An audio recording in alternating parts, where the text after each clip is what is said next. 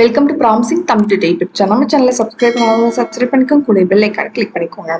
இப்போ இன்னைக்கு பார்க்க போகிற program explanation about use of endl and setw manipulators.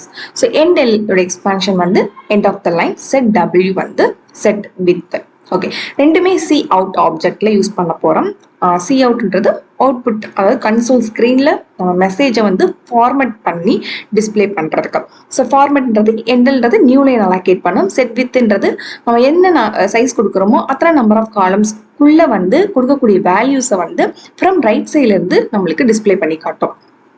Okay, so இதை மேனிபுலேட்டர் சொல்றாங்க, இல்லை இது ஒரு கமெண்ட். அதாவது இந்த கமெண்ட்டை பார்த்த உடனே கம்பைலர் வந்து அதுக்கேற்ற மேனிபுலேஷன் பண்ணுது. ஓகே, இந்த ரெண்டுமே வந்து ப்ரோக்ராம்ல யூஸ் பண்ணணும் அப்படின்னா ஐஓ மேன் ஐபி இந்த ஹெடர் ஃபைல் வந்து ப்ரோக்ராம்ல ஆட் பண்ணிக்கணும். ஓகே, இப்போ இந்த endl இது வந்து சேம் ஸ்லாஷ் அண்ட் ப்ரோக்ராம்ல யூஸ் பண்ண முடியாது. நியூ லைனு அதே யூஸ் தான் வந்து endl. ஆனால் இது ரெண்டுக்கும் உள்ள ஏதோ ஒரு டிஃபரன்ஸ் இருக்கும் இல்லையா? ஸோ அதுதான் இப்போ மெயினாக நம்ம வந்து தெரிஞ்சுக்கணும். ஓகே, இப்போ endl வந்து எண்ட் ஆஃப் த லைன். இப்போ எக்ஸாம்பிள் வந்து ஒரு மெசேஜ் வந்து டிஸ்பிளே பண்ண போறோம், ஹாய் அப்படின்ட்டு.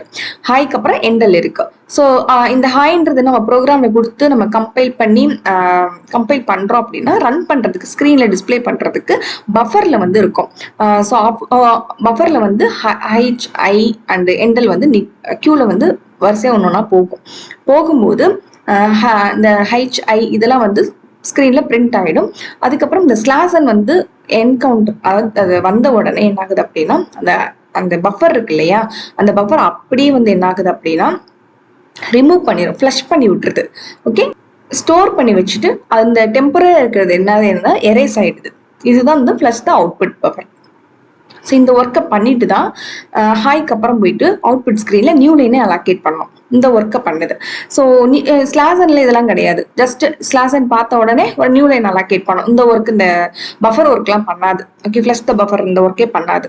ஓகே, இதனால வந்து endl வந்து அவ்வளோ பெட்டர் கிடையாது. ஸோ ப்ரோக்ராம்க்கு அவ்வளோ பெட்டர் கிடையாது ஆப்ஷன் அப்படின்றாங்க. ஸ்லாஷன் தான் நல்ல பெட்டர் ஆப்ஷன். ஓகே, இப்போ ப்ரோக்ராம்ல இதை யூஸ் பண்ண போறோம். ஸோ இந்த ப்ரோக்ராம்ல வந்து a = 12, b = 1 2 3 டிஸ்பிளே பண்ண போறோம், c = 1 2 3 4. ஓகே, ஃபர்ஸ்ட் வந்து setw வந்து இல்லாம சும்மா சிம்பிளா நம்ம டிஸ்பிளே பண்றோம். ஆனால் endl யூஸ் பண்றோம். endl வந்து நம்ம ப்ரோக்ராம் கொடுக்கும்போது std::endl இப்படிதான் கொடுக்கணும். ஓகே, இந்த மாதிரி தான் கொடுக்கணும்.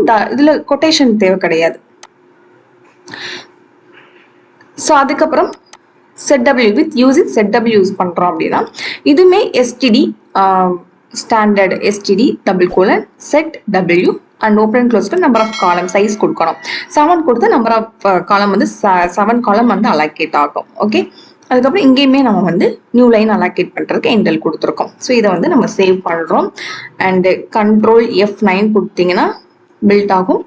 அண்ட் F10 கொடுத்தோம் அப்படின்னா ரன் ஆயிடுச்சு. ஸோ ஓகே, ஃபர்ஸ்ட் வந்து வித்தவுட் யூசிங் setw. ஸோ சிம்பிளா 12 1 2 3 1 2 3 4 நியூ லைன் மேல அலோகேட் ஆயிருக்கு. இன்டர்னலா வந்து நம்மளுக்கு அந்த பஃபர் ஆப்ரேஷன் நடந்திருக்கும், அந்த பிளஸ் த பஃபர் நம்மளுக்கு தெரியாது. ஓகே, ஆனால் தெரிஞ்சுக்கணும்.